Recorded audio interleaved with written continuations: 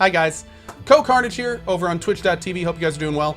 This is a quick sum up of my thoughts on this game, Nioh, because I get a lot of questions about this game. We've been playing it again lately on the channel. Recently a PC port just came out, and yeah, want to tell you a little bit about it. So what is Nioh? Nioh is a Souls-like set in Japan. It is a recent game. It came out this year, and honestly, it has quickly become one of my favorite Souls-like games out there. Now, what is a Souls-like, first of all, for anyone that hasn't heard that term before?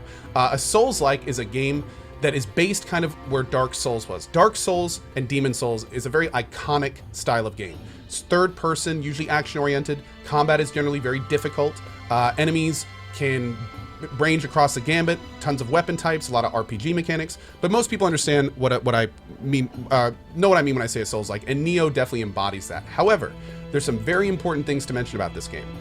First of all, let's start at the beginning.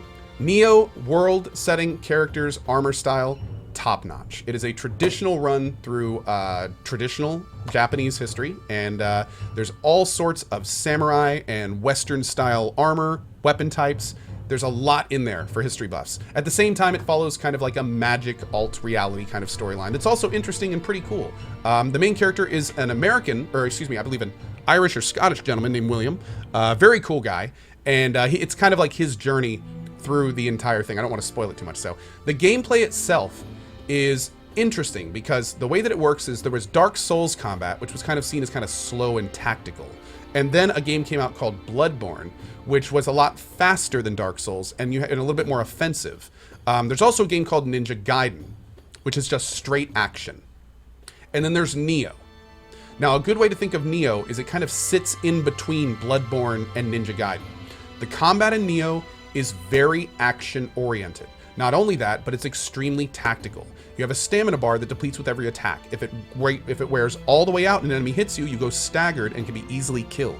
At the same length, there's also a stance system that you will not find in Dark Souls. Medium, high, and low. Each stance has different defensive abilities, gives you different moves, gives you different combos. All the 7, I think, different weapon types have full skill trees you can go into, then alter those attacks further. You can then get combo finishers, which you can have multiple of, and then you can choose. The point that I'm trying to make here is Nioh's combat system is very deep. You not only switch stances regularly to deal with different situations, you also can switch stances within combos to have different effects and combos happen. Stances can choose how AoE combat strikes are, how over the top, straight down, if you can hit low enemies. Lot of different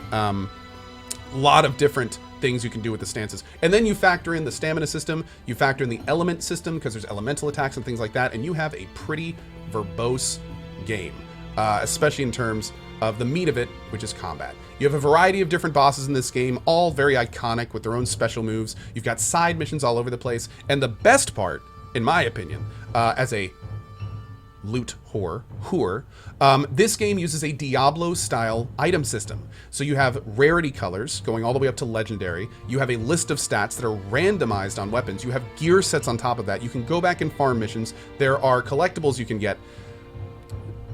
This is a big game. And if what I've said so far hasn't inspired you to at least try it, I definitely recommend looking on my YouTube. There's a PS4 version, PS4 Pro version you'll find on there. That is the first playthrough I did. It actually was really good. It pretty much was 60 all the time. The graphics looked fine. This is a game that I would actually recommend on console. It works great. It works great. Just recently, it came out on PC. Now to talk a little bit about the PC version. PC version, flawlessly runs at 60 FPS. I've had 0 performance issues. I have heard there are some performance issues on mid and lower end systems. Also important to note, you can't go past 60 frames per second. So if you're looking for a 120 G-Sync or a 144 experience, unfortunately you're not going to find it in the port. It's also important to mention, there is no mouse and keyboard support.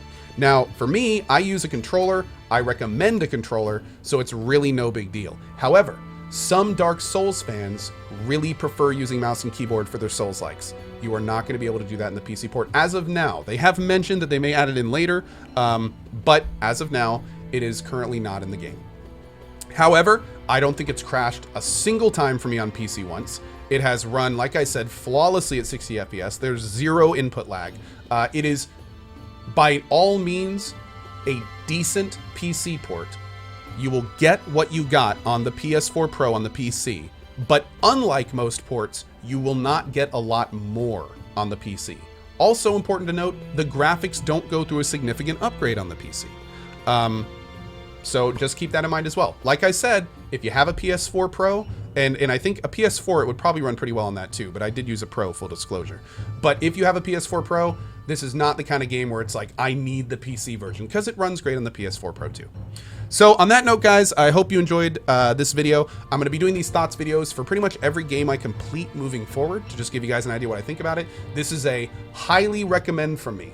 I not only did every mission, got every Kodama collectible, and did every side mission earlier this year, but I'm now playing through this game again now that there's DLC out, which I haven't touched, by the way. There's new DLC weapons, new DLC traits, all sorts of stuff.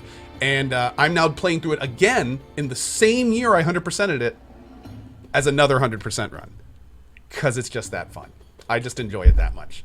So I'm probably going to be playing this for the next few weeks. If you're seeing this and it's still November, you may want to drop by and you can check it out. Regardless, stop by and say hi. And anyway, see you guys next time for the next Thoughts video. Appreciate it.